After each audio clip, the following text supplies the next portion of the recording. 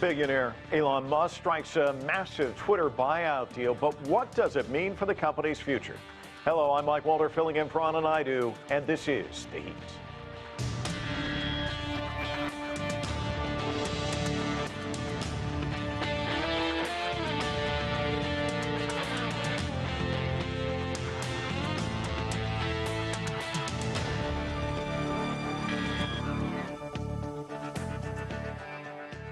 The Tesla and SpaceX offer of $44 billion for the social media platform was accepted on Monday, and that is raising all sorts of questions about what happens next. Elon Musk, who according to Forbes magazine is the world's richest person, is expected to make changes in the 16-year-old company. With a closer look at what's happening, here's Owen Fairclough. He's a self-declared free speech absolutist. But just what will that mean for Twitter under Elon Musk? The world's richest man and head of Tesla wants to set a new tempo for one of the most influential social media platforms after Twitter accepted his $44 billion offer to buy it. Wall Street investors who are getting a good price for the shares that Musk will purchase to take the company private clearly like it. But further afield in Manhattan, some users, not so much. I just don't think it would be good if he had all that control. And just because he has a lot of money doesn't give him all that power. If you have all that money, it's easy to buy your way to take control over speech and stuff like that. I wish him the best of luck. I think he'll turn it for the better. How so? Giving people more freedom of speech. Maybe bringing my man Trump back to Twitter. But for now, the former president, who earlier this year launched his own social media platform, says he would spurn the chance to rejoin Twitter after being permanently banned when the company accused him of inciting the siege of the US Congress. Donald Trump and his firebrand politics arguably represent the greatest litmus test for Elon Musk's concept of free speech. Musk says that free speech must fall within the bounds of the law. But even in the United States, where free speech is enshrined in the Constitution, it's becoming increasingly contentious in an era when social media is increasingly being used to wage disinformation wars. The European Union was quick to remind Musk of what it considers his responsibilities, at least within its jurisdiction. Our new online rules, the Digital Services Act, is very much, taking this into account. I mean, it applies to all major platforms to make sure their power over public debate is subject to democratically validated rules, in particular on transparency and accountability. Appropriately, Musk has tweeted his plans for what he calls the de facto town square, including creating a button to edit tweets once they've been sent, and adding, "I hope that even my worst critics remain on Twitter, because that is what free speech means." Owen Fairclough, CGTN, Washington. To discuss this and more, let's bring in our panel. Joining us from New Jersey is Dan Ives. He is the Managing Director of Equity Research at Wedbush Securities here in Washington, D.C. Journalist and commentator Joseph Williams joins us. In New York, Aaron Mate is the host of Pushback with Aaron Mate on the Grayzone. And in Palo Alto, California, we have CGTN correspondent Mark New. I want to welcome all of you to the show. And Mark, why don't I start with you? This deal to buy Twitter for $44 billion sent shockwaves not just across the United States, but around the world. This is a guy who's popularized electric cars. He's come up with SpaceX as an alternative to NASA. Tell us a little bit more about the man, Elon Musk. Well, he certainly is considered a renegade in these parts. He's seen as more of having a libertarian philosophy. Tesla had long been headquartered in Silicon Valley. And then during the COVID pandemic, he really ran afoul of city officials and his headquarters in Fremont and got into arguments with them about whether he needed to shut down and safety precautions.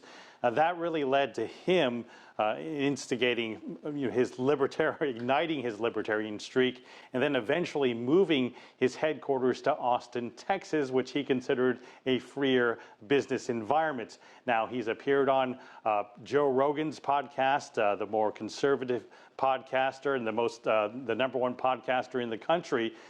They've smoked marijuana together on the show, and he was continually hailed on social media as being the great hope for opening up the doors for conservatives on Twitter, especially Donald Trump, who has been flagged and suspended on Twitter.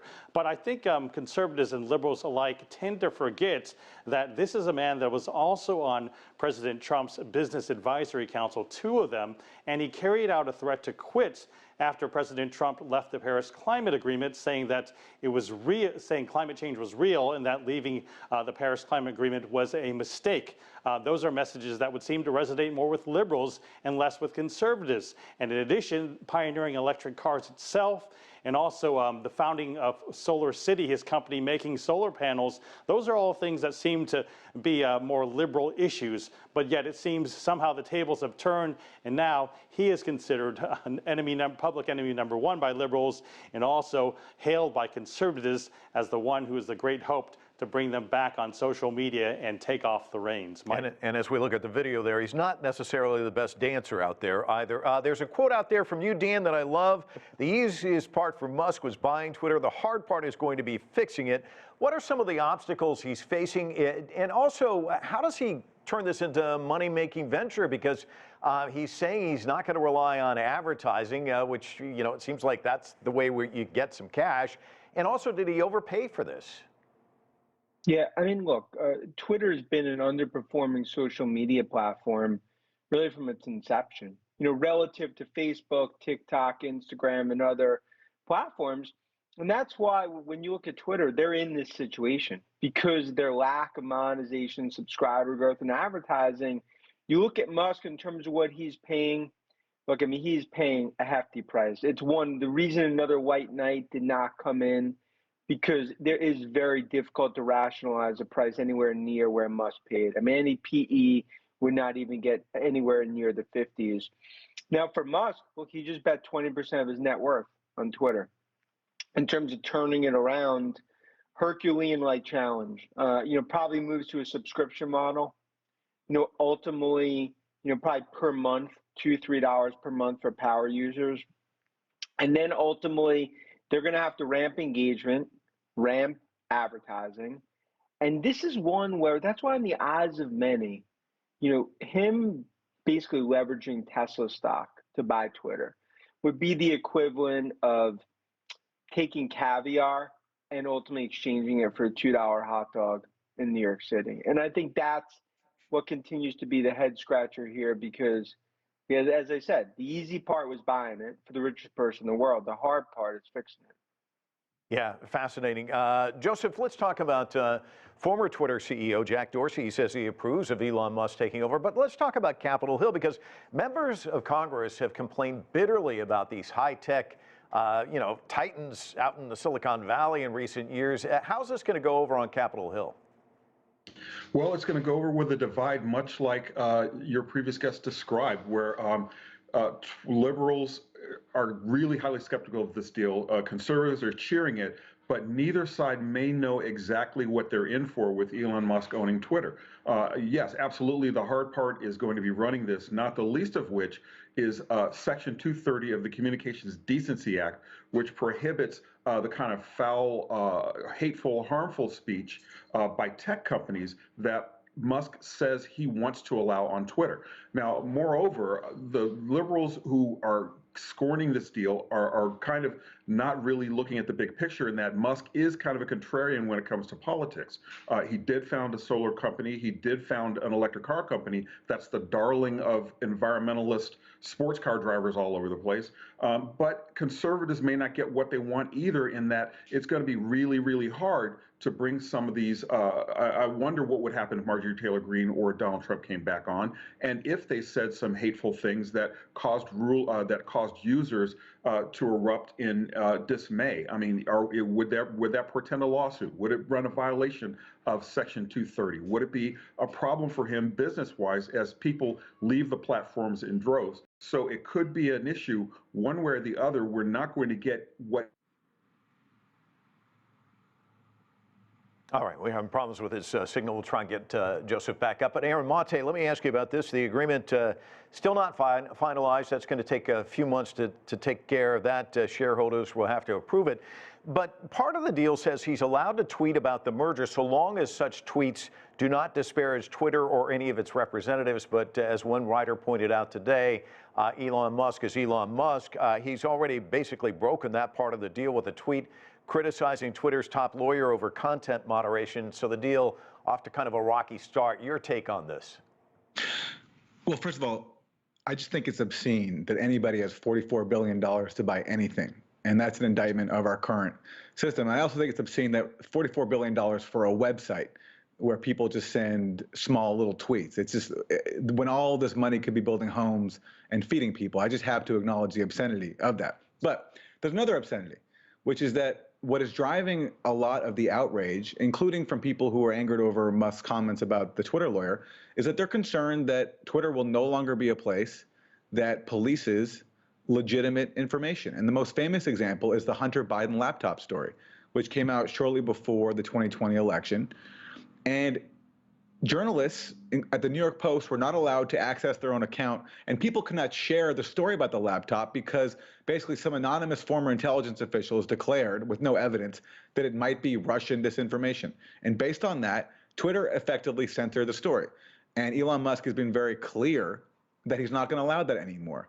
And if you look at so much of the outrage, that is what people are upset about. And it's obscene that Elon Musk is in a position where he can afford to pay $44 billion for a website.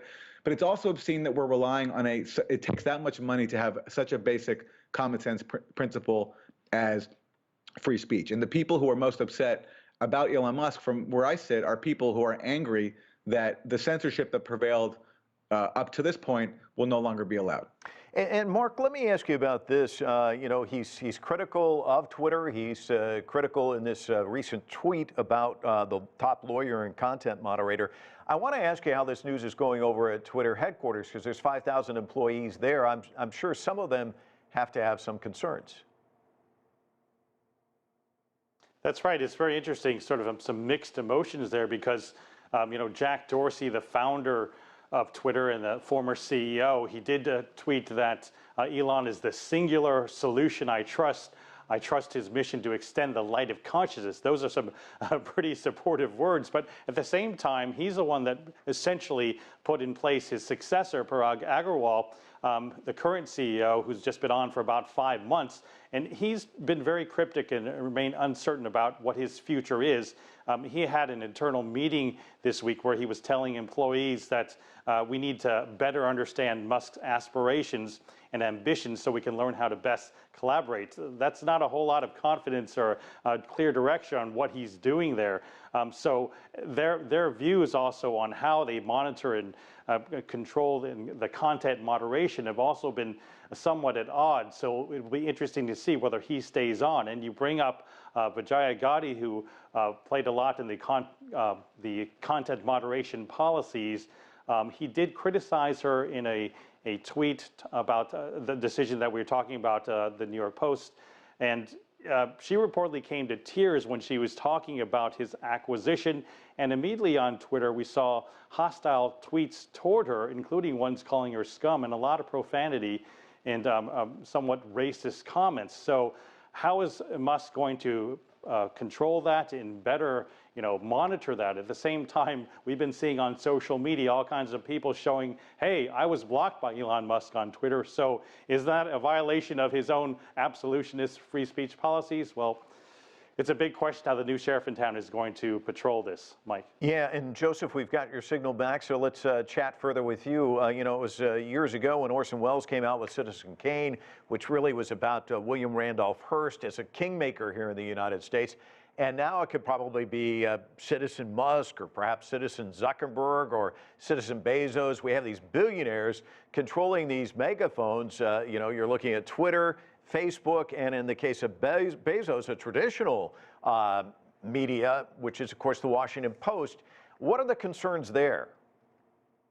Well, there are myriad. I mean, not the least of which at Twitter, we know how Donald Trump used it not only to make announcements and tweet at his enemies, but he used it to actually shape policy. I mean, there was a statistic I saw today that a majority of the country isn't on Twitter, but that doesn't mean that Twitter is not an influential platform. Now, so far, Jeff Bezos' ownership of the Post, he's kind of let it he's kind of let hands off. He's let the post do its thing, but that doesn't mean that there aren't some strings lurking in the background, or that he might have some influence further down the road if things turn out, or if they start investigating stories that he doesn't like.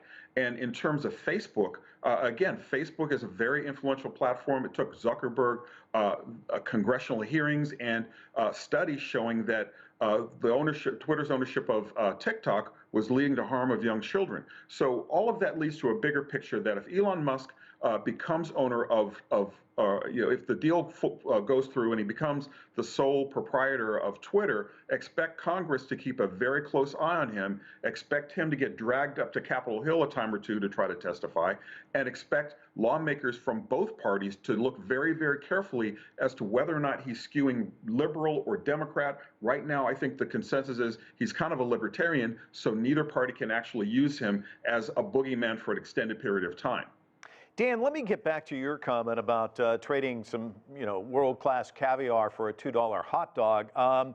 We saw Donald Trump getting Devin Nunes to take over Truth Social. They were going to revolutionize social media. It's been a bit of a disaster. I think it's pretty easy for people on the sidelines to say, well, I'm going to come in and I'm going to change this. I'm going to straighten everything out. Are there going to be concerns on the part of Tesla shareholders that he's going to focus so much attention on Twitter, he's going to take his eye off the ball? Look, I mean, I think that's probably the biggest story here, because ultimately Tesla's the golden child. Remember, that's 95% of Musk's success, 95% of his wealth is really tied to Tesla. So first of all, leveraging Tesla's stock to buy Twitter, that's caused an overhang for Tesla. If you look already, they've lost more in value, about 2x, just the value of the Twitter transaction. So as a Tesla shareholder, the last thing you ever want to see Musk do is buy Twitter. Because also, as a lot of you guys talk about, it's a political firestorm. It becomes just a tremendously noisy situation globally. Can there be some blowback to Tesla, to SpaceX from a political perspective? And then also from a distraction, because Musk, he's the hearts and lungs of the Tesla story.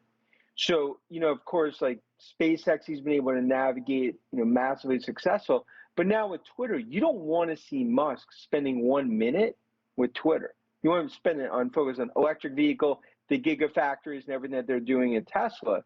So I think that's some of the concern as the Tesla holder, the distraction, the leverage piece, and then it just continues to be why. I mean, the point is to make money on this, like most acquisitions, like every other acquisition, there's no way you'd ever pay this price. Musk is doing it because he's the richest person in the world, 44 billion, 20% of his net worth.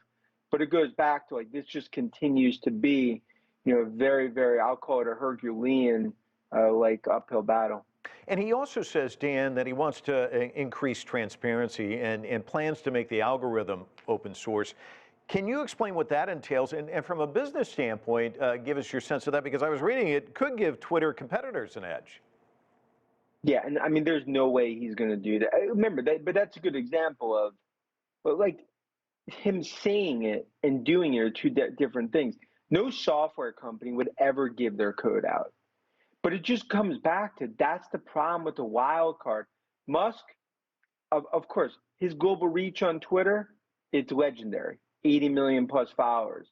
But running Twitter, things like that, that's why, like when you, and I've talked to a lot of either former employees, Twitter, that's the frustration, because now this is a different animal. This is not a technology company like PayPal, Tesla, SpaceX. Twitter's a whole nother animal. And again, it just goes back there. For 10 years, it's been basically, I call it a treadmill stock. I mean, it's basically been flat. And, I think that's part of the big challenges ahead here. Aaron, Ezra Klein did a podcast with philosopher C.T. Nguyen, and they got into how Twitter basically gamifies conversation. Klein wrote this in the New York Times: Twitter takes the rich, numerous, and subtle values that we bring to communication and quantifies our success through follower counts, likes, and retweets. Slowly, what Twitter rewards becomes what we do. If we don't, then no matter, no one sees what we're saying anyway. We become what the game wants us to be, or we lose. And that's what's happening to some of the most important people in industries and conversations on the planet right now. Is that the problem with Twitter, or is that the success? And do our digital lives basically overshadow our actual ones? Oh, I think there's truth to all of that. And certainly Twitter also rewards aggressive behavior. It rewards people getting into confrontations. And I've been involved in a lot of that myself, so I can speak to that firsthand. But I think there's a bigger problem here. Twitter, for all the talk about its importance being overstated, it is a place where influential people in politics and media do go to debate and discuss ideas, and these ideas get workshopped. And it's also a place for dissenting voices to, when they feel like it, push back and provide a contrary narrative. Like, for example, right now with the war in Ukraine. And what we've seen on Twitter with the war in Ukraine is a series of dissenting voices who don't go along with the state line here in the U.S. when it comes to the proxy war in Ukraine, and basically using Ukraine as cannon fodder for war with Russia and all the attendant consequences that come from that, including higher prices for everybody on food and gas. Those voices have been censored. And that, to me, is the bigger problem, is that Twitter has, along with many other social media sites, normalized this culture in which dissenting voices, in the name of policing disinformation and misinformation, get censored. And either you believe in free speech or you don't. Free speech doesn't have to be absolute. If you're promoting violence or hatred, sure, you don't have a right to say whatever you want. But if you're just exchanging ideas, then those should not be policed. And this fear-mongering campaign about the need to police misinformation and disinformation on Twitter has been really used to silence dissenting voices. And what I'm hoping is that Elon Musk, if he actually is committed to the principles that he espouses, will undo that. Joseph, that is a concern, though, disinformation, misinformation, and also, fueling the rage. I mean, we saw that with the attack on the Capitol in January. I mean, Twitter as a social media site can really move people, and a lot of times it can be done with information that's not correct, right?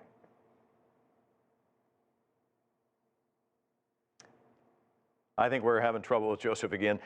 Mark, let me ask you about Musk. He plans to change Twitter. We have a graphic which kind of demonstrates a number of the changes he's talking about. Can you give us an idea of how he envisions Twitter going forward? Yeah, it's interesting. That whole, a public square, which the previous guest mentioned, that's the big thing. But Twitter itself has done a lot of work to try and kick hate speech off there. So is all that work just going to be unraveled and done? And then will you mesh with those people that are still there, or is he just going to go down and fire all of them? But with changes to the platform, he's long advocated, for example, for the edit button. That seems really simple. But why not be able to edit and change your posts? But Twitter is a little bit different than like Facebook because it's based on retweets. So for example, if you edit something and then somebody has retweeted it, then you can change the idea, and then somebody has just retweeted something that they didn't want to say. So there's a danger in that. Also, another thing that he wants to do is actually make longer form tweets.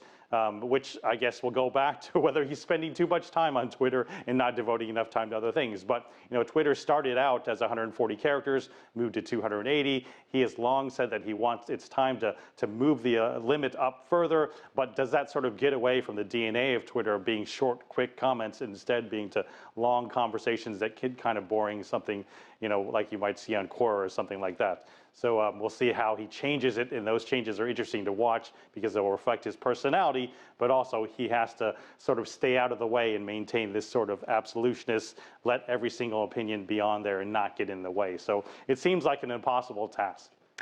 He also wants to stop spam and scam bots. Mark, I've seen a lot of writing about this, that, these people have all these followers that maybe they really don't. Is he going to have his numbers dwindle from 80 million to perhaps something not as high? Well, I think he's going to get plenty more followers all the time. He may set some records, but that is another point you bring up, that he wants to have sort of this human authentication. But I think that's something they're already working on and they've tried to. So how he's going to make it any different by noticing, solving puzzles or whatever to make it tedious to prove that you're a human, who knows? And some people like having all those bots to follow them to, again, inflate their numbers. Mike. And Joseph, we've got your sound back. Somehow we've had gremlins with your whole performance here, but I wanted to get back to you and give you a chance to talk about what we were talking about earlier, which is the concerns about misinformation and the rage that sometimes we find on Twitter, it can be pretty ugly. Well, yeah, absolutely. And I hope this is not Musk monitoring my conversations. I don't think that's the case, but the imagination reels. Anyway, the point I was going to make is the fact that free speech is not binary. And I keep hearing this argument that it's either free speech or dissenting voices or silence. That's not true. Free speech is guaranteed by the Constitution, but you are not guaranteed the right to yell fire in a crowded theater. That much has been decided by Supreme Court law. And if you're a person of color or if you're a woman, you have no idea, what free speech really is unless you're one of those groups trying to post an unpopular opinion on Twitter. It gets, it draws rage, it draws misinformation, it draws hatred. I've been the victim of a few of those things myself, where I've been on Twitter and people have come after me for something that I said, and it runs into this huge gamut that ends up in racism, threats of violence. So I really take issue with people who say that dissenting voices have been silenced, because this is under Jack Dorsey, right? This stuff has been happening. Imagine that if Elon Musk further unshackles moderation on the content, imagine what would happen to minority voices who have truly dissenting against the majority opinion. They will be silenced not just by having their accounts silenced, but potentially through violence and intimidation. Joe, since you've been silenced quite a bit with the gremlins we've dealt with, I want to give another question to you. The Atlantic's Adam Serwer wrote this: the fight over Twitter's future isn't about free speech, but the political agenda the platform may end up serving. Do you think that's part of why everyone's so engaged in this? Well, it's hard to say. I mean, certainly the last few years, the trends where Donald Trump has used it as his megaphone to set policy, it's been very disturbing, and it's been an example of how powerful Twitter is. The January 6th riot, as you mentioned, that was fomented on Twitter. A lot of other really hateful, unsightly things have happened on Twitter, and most of them have been on the right side of the spectrum. There have been very few, to my knowledge, liberal riots that have been fomented on Twitter, very few liberal agendas, very few conservatives who have been taken down by liberals because of Twitter. Now, that's part of what's been happening in politics. It's been asymmetrical. We really haven't engaged in why this is. We really haven't engaged in why these problems have come to the fore. Twitter is just a tool of something that's very, very vast and ugly that's happening in our politics these days. Dan, we've got about 20 seconds. I'm going to give you the last word on this. When we look back on this 2 years from now, how will this be viewed? I think this continues to be, it's probably a disaster as an acquisition for Musk. And I think we're going to look back being like, we hope Musk probably never thought about this. So I think it's, unfortunately, I think there's going to be a lot of challenges ahead. And as Joseph talks about, so many challenges for Tesla investors, it taints the ecosystem. It was an interesting conversation. I want to thank all of you for joining us, and we need to leave it right there. I'm Mike Walter in Washington, D.C. Thanks so much for watching another edition of The Heat.